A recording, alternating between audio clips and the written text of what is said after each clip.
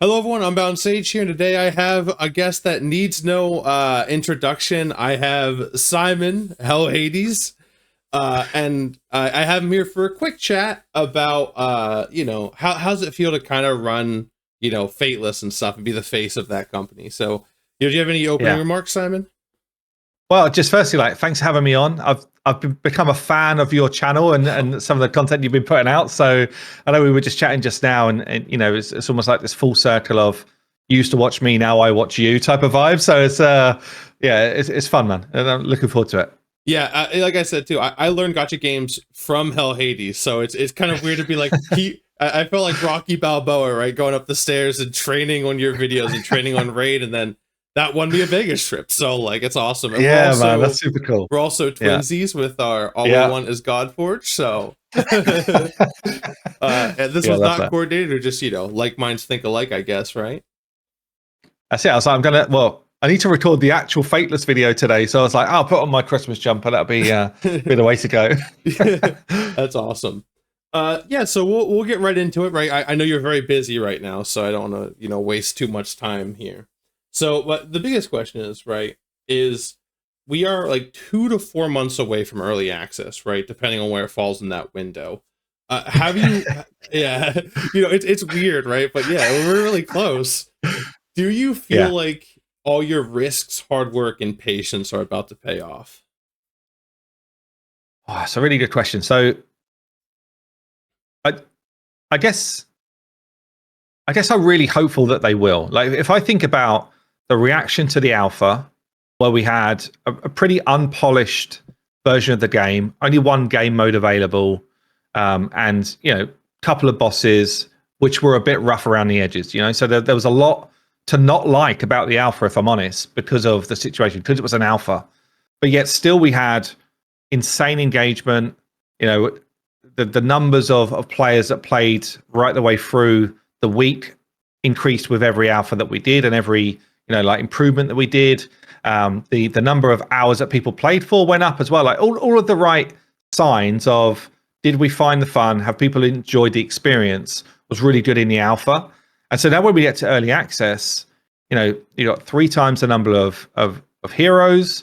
You've got like 10 times the number of bosses, pretty much. Yeah. You've got the actual lore and cutscenes and all of the things which should enrich the experience is all going to be in.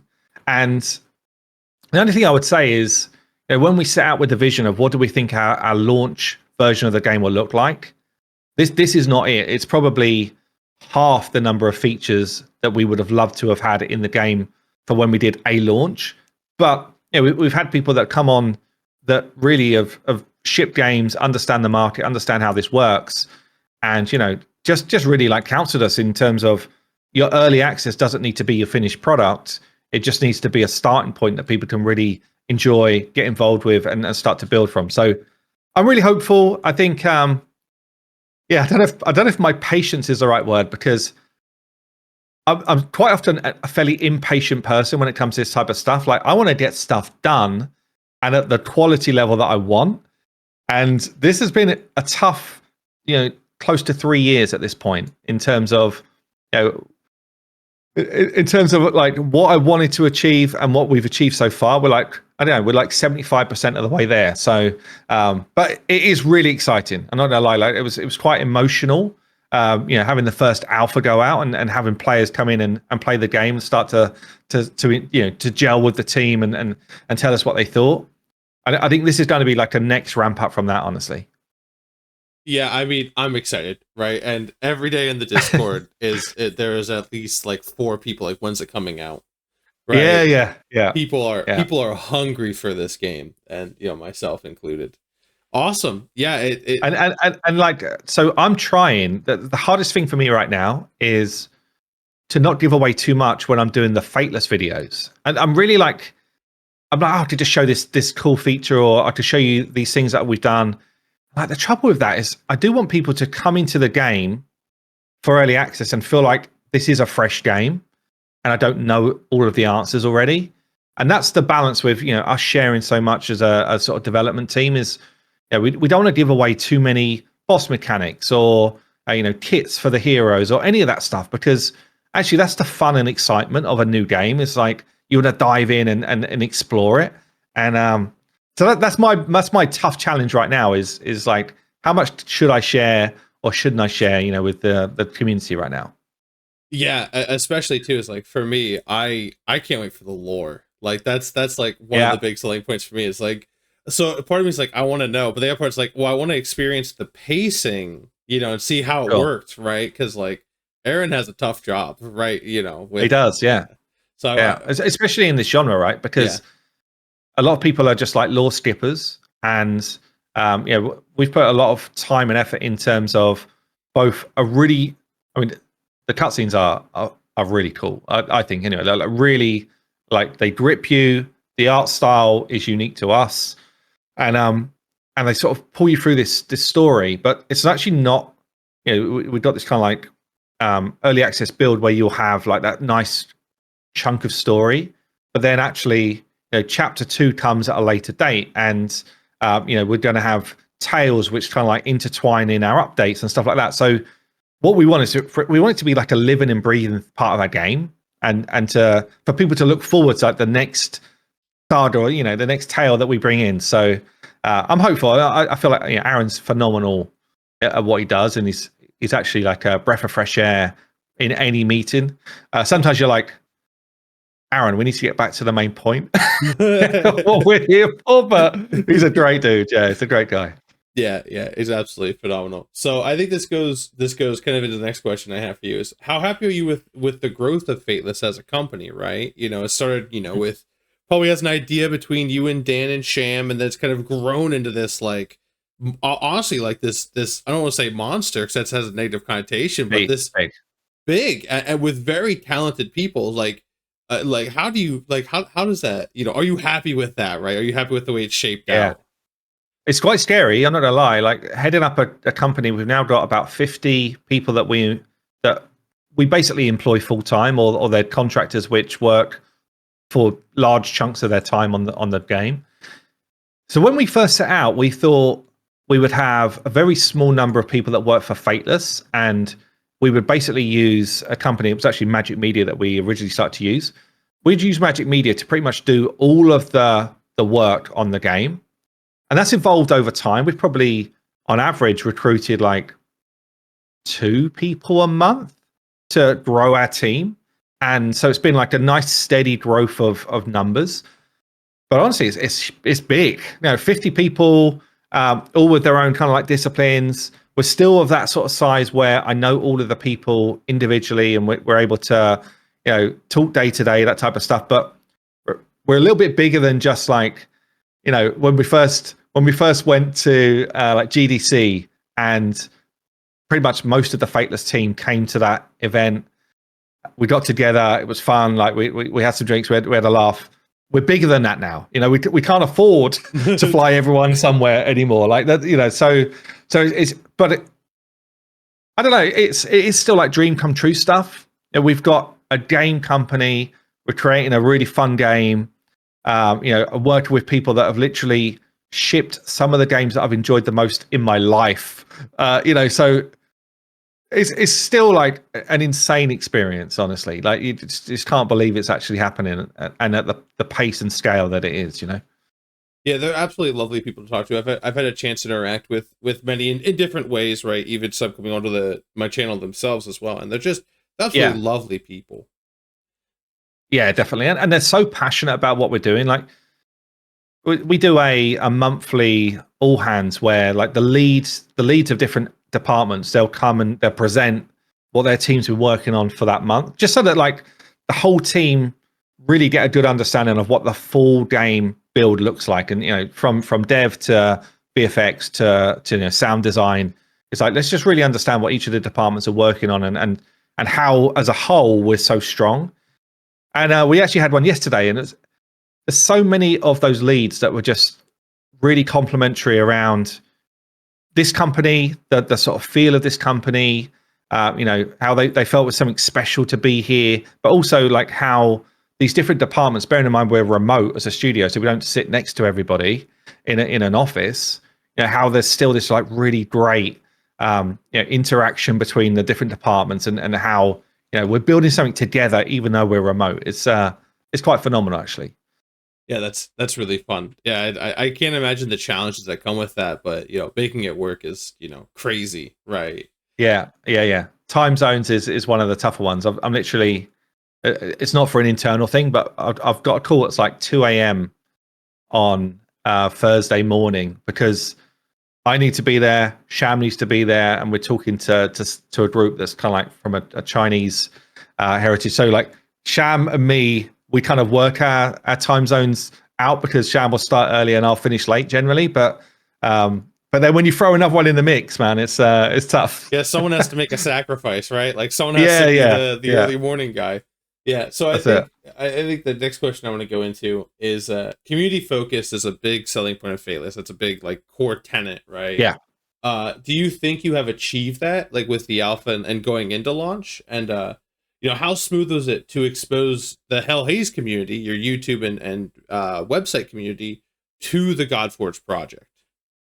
Yeah, good question actually. Yeah, so I definitely think we're on the right path for community focus. I think we're trying to be as open and transparent with the community as we can, without, as I said earlier, like spilling all the beans and like making it almost like boring to start playing the game.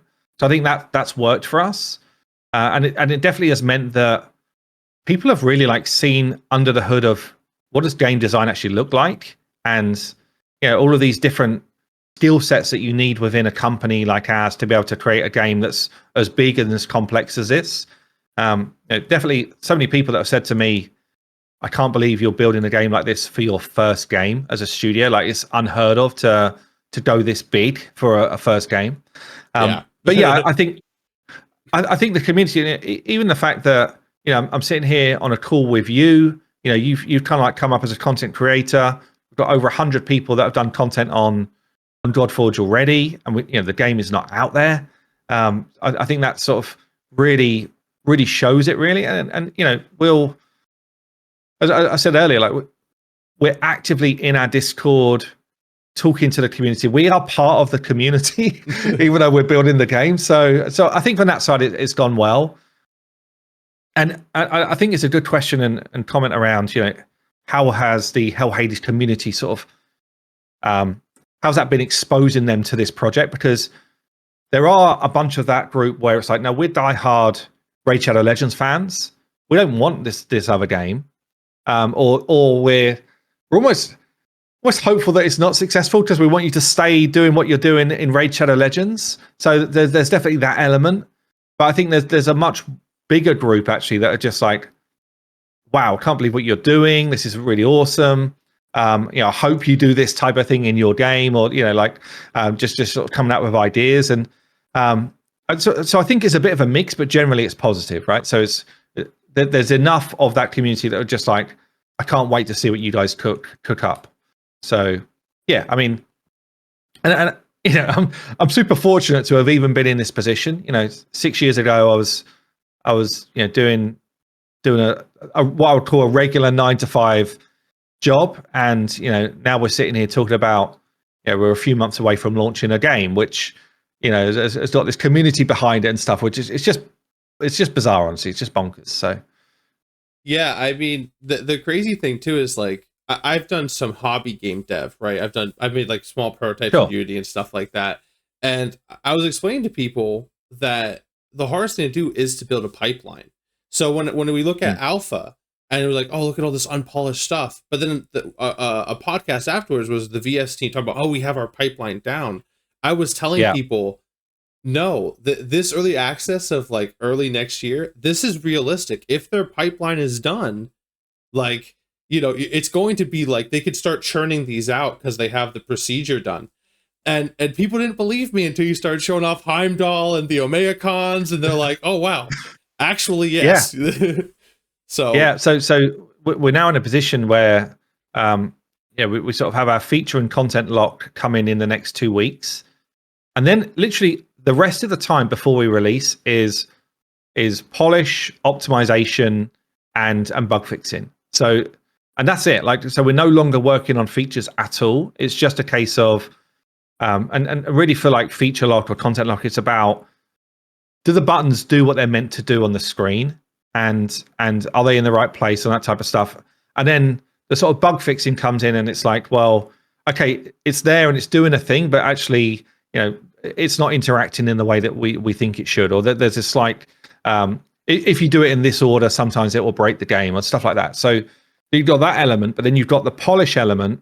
I spent the whole weekend going on the hero roster scene, hero by hero, and just calling out any clipping in animation, any weird like stretching, anything which basically looks odd to me as someone who enjoys these games but is not like a full artist. And then the animation team will be, and for me, I then prioritize those. Like, okay, this one's high because when they do an idle breaker, they sort of jolt back into position, or like that. There's some weirdness going on, or their sword goes through their torso, right? It's like we can't, stuff like that. Yeah. So and that's like one small element. I've then done the same sort of audit on every environment we've got. Does the lighting feel good? Is the lighting interacting with the heroes well? Are there any heroes that just have got like weird textures so that they're super shiny, or like there's a whole bunch of stuff, right? There can be like artifacts, polish. Right? Yeah. That cause like weird shadows and stuff. Yeah. And that's just me doing auditing. And obviously you've got everyone who's in the mix of it, doing their own, their own specialisms, I guess. You've got Sham going through screen by screen, kind of like from a first user player, replaying the game again and again as a first user player. Like, okay, does this pacing feel good? Does the economy fit right? Like all of these things, which are they're just time consuming, honestly, and you don't realize how much of a difference it will make to the player. So yeah, it's just a ton of work, man. It's just like as I say, the game is big, and also we're quite perfectionists, and we know the space. Like we know what sort of game we want to play. so it's like trying to hit those points, really. Yeah, I definitely understand that as well. So a question I have, this is kind of a greedy question for me, right, as a content creator, right? But as the launch of the game, do you plan to cover Godforge the same way you would, say, Raid? Or are you going to cover it as more of a dev point of view, or maybe a mix of both? Yeah, so I think it's a good question. I'm not 100% sure. I think I will continue to do kind of like the dev-based videos where it's like, okay, this is the next patch that's coming down the line. This is the features we're bringing in. These are new heroes that are coming into the mix. This is their skill sets, that type of stuff. So I think I'm going to do that. But for me, like personally, on my like channel where I've covered Raid for ages, I think I will just play my account and show off some of my teams.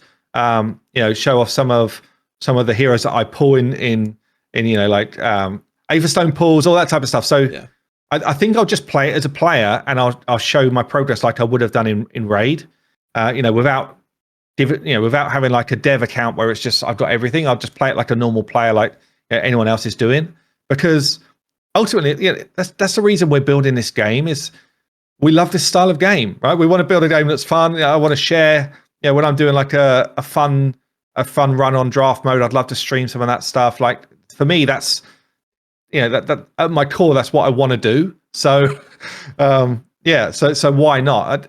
I'll see how the audience reacts to it, because there could be an element of people just like, what's the point in you trying to do this when you know the game inside out type of vibe, and we'll see how that goes down. But I mean, ultimately, it's way beyond just like me saying this is what I think a feature should do. We've got Paul leading up the design team. I'll look at kits and I'll sign off on kits and stuff like that. But ultimately, I'm not creating all of these like hero kits, boss kits. In the alpha, I was not the quickest person up the tower. I am not going to be the best player at this game, even though it's my own game. Like there's just too many people like your good self that are just like, just kind of like do the math and like come up with awesome combos. So I'll be playing it like anyone else.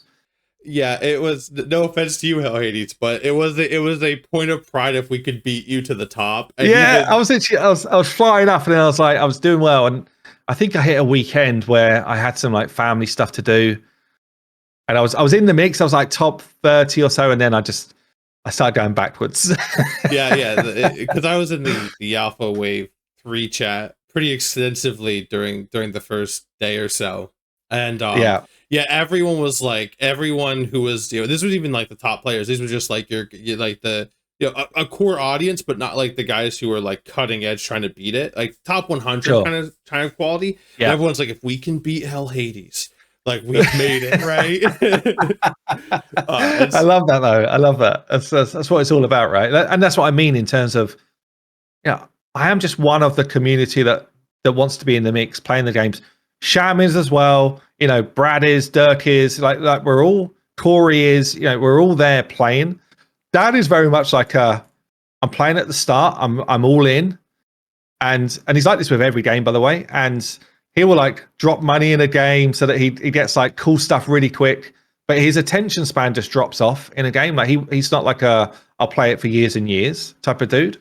Whereas I'm very much like, once I've got a game that I love, I'll push it for a long time. And I've always been that way, to be fair. I mean, yeah, you made a website for Raid, right? Like, Yeah. Yeah. That's all the proof you need. Yeah. So we have about 10 minutes left, right? So I'm gonna open the floor to kind of like, is there anything you want to just talk about? Any topic? I'll hand it over to you. Okay. Oh yeah. What should we go with? I mean, I'd love to just talk about how we go from like MVP to like the bigger vision, because I think a lot of people will see the MVP build or the early access build and say, right, I thought we were going to see this thing, and we definitely haven't like dropped a load of those extensions of features, but they just won't be there for like day one. And honestly, normally what happens with a studio is you don't have this community of players that are ready to play your game. Normally, you actually drop an early access build, and you might only have a few hundred players, 1,000 players, whatever it is, and you'll slowly creep those numbers up over time as you feel like you're getting the sort of engagement that you want, right? So, and with that, you actually have way less of weary you're going to launch with, but you'll have a number of core loop features. So it'll just be like, for us, the core loop of being able to build your heroes and build teams. There'll probably be, like 6 or 7 bosses which have like varying challenges so that you need to build that core loop. So we're actually being really ambitious with what we're doing. But if I take PvP as an example, we're going to have what I would class as the most basic form of PvP when we launch, and that will be I can play you. We're on a leaderboard. I'll play people around my level. I'll set like a defense that you'd come up against, and ultimately we're competing to be as high as we can on the leaderboard. Now, my vision for PvP in our game is that actually I can duel you. I can I can duel anyone in my clan. That can be watched by people in our clan whilst we're doing it. We can build a tournament where like our clan or 16 people, whatever stipulations you put on, can come in and have a contest. And that might be like, you decided the rules for this one are it's epic only. You're only allowed epic weapons, like basically some stipulations around what the heroes can do. And so that's like a bigger picture. And then obviously we'll have stuff like a live arena. So there's a bunch of different things which will come, but we just can't get to that on launch. And it's really hard for me, because I'm like, I really want a normalized modes in. I want this like extension to the community, things like the clan battles in, but it's just not going to happen on day one. And we've got like a really robust timeline and roadmap on being able to deliver those. So I just wanted to be upfront about it. It's not perhaps how we thought we would launch, but it's a more realistic way that a company our size and our scale can actually get something to happen. I'm pretty excited, right? Because how I view it, right, and I've thought about this a bit, right? Of course I have, right? Is you have the gameplay loop of getting stronger, right? And you kind of have two outlets to kind of show how strong you've gotten, right? And for me, or even 3, but for me, Dirk said that the campaign isn't going to be a joke, right? So I kind of view that as like, okay, I do the core game loop, and then, you know, at some point I shoot off into the campaign, and I finish the campaign, right? And I finished, you know, the chapter 1 Riven Yeah. saga. I'm like, yeah, I did it. That's like the first like flag I get to plant, right?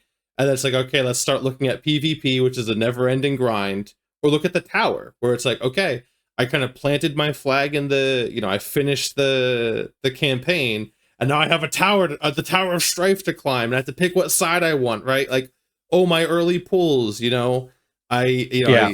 I'm more chaos focused. I guess I'm going on the Tower of Order now, right? And so, like, I'm really excited. I think the core like gameplay loop of getting stronger, than like the outlet of like showing my strength, is I'm excited, especially having like 3 outlets of the campaign and the, you know, the tower, and obviously PvP as well. So Yeah, and honestly, like the Pantheon boss, I think is going to be a oh good yes, leveler yes. as well in terms of, you know, coming in and sort of, I guess, gradually over time enhancing the teams that you can put into that, making sure you can deal with the different affinities on different days. Like, I think we've got a good base of content, and that was what was important to me, is like make sure that there's enough content for the player who comes in on day one, right the way through to someone who's you know hardcore playing for a couple of months, right? And there's still challenges to overcome. We've got a good breadth of different types of heroes and quality of heroes, that type of stuff. So I think we're in a good starting place. But I just wanted to be clear, like we've got visions of this being a game that develops for years, and we've got really strong views on what we think is going to be fun. But also we've got a lot of voices in the community in terms of, you know, different direction. If we had, you know, a choice of, okay, well, do you want this kind of like arena competitions that you can set up yourself, or actually would you rather have a roguelike mode which is going to be fun and more normalized, or actually a roguelike mode which uses your heroes, or would you rather we went in a direction of like a different clan boss, or would you rather we did clan wars? Like, what's the next thing that you guys would really love to see based on the content you've got so far? Because ultimately it's us, you know, pushing our devs in a direction, and it might be we're working on 2 or 3 of these things at any time, but you know, we'll always have this kind of like timeline of things that we're going to drop. And yeah, I mean, for us, that's one of the real values we've got, is that we've got people that we can just ask and you know talk to about, you know, some of our ideas, and you know, whether they actually feel like they're going to be the next thing that you guys would want to do. It's a novel idea, right? How about we just ask what the people want, right? Like, Yeah. Yeah, I mean, even, you know, maybe I'll send you a screenshot actually of how the UI looks in battle right now, because in fact, I'll send you it right now, and perhaps you can just throw it into the video. But yeah, I'll edit it based in. on the feedback from alpha, you know, our combat UIs is quite different. And the Okay. reason for that is because, you know, we had a lot of feedback. If there was one element which was kind of like weaker, it was UI. And you know, we had a number of challenges that we were trying to fix based on some of that feedback. And it was like visibility of our heroes. It was people feeling like the screen was a bit too cluttered, feeling like there wasn't enough room for the camera systems that we wanted, feeling like the ultimate buttons were actually not in a great place for a mobile user because they were too far into the middle. Okay. And also those portraits for ultimates were kind of like almost like bleeding into my own characters. So there's a number of things that we were looking at to try and just improve. And we kind of, this is now version 10 or whatever it is. But we've kind of like implemented a new version here where we're saying, right, you know, have we managed to fix some of those issues? And again, we'll continue to iterate. That's one of the reasons for this kind of like early access build, is to continue to improve. But you know, we've added a bunch of stuff which should just improve that experience. And again, we're playing it, we're seeing how it feels, and then we pass it off to you guys to say, yeah, love this, don't love this, and you know, and we continue to work basically.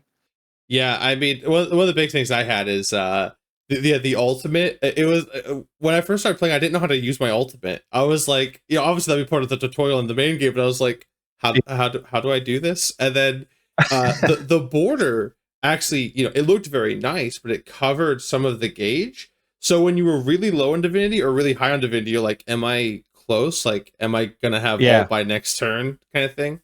But yeah, I think we're almost out of time here, right? So Sure. do you anything else you want to say? Any closing remarks for the community, right? I mean, honestly, just like a massive thank you to the community in general. Like they've sort of followed us now for well over 2 years. The community's been growing over that time, and I think the excitement is infectious. We really just we're so appreciative of what we've got going here, and when we talk to people outside of our general community at events and stuff, it really like people are like, wow, I can't believe that you guys are doing that. It doesn't feel like that's the norm. So yeah, we're just like really, really appreciative. Like it's awesome.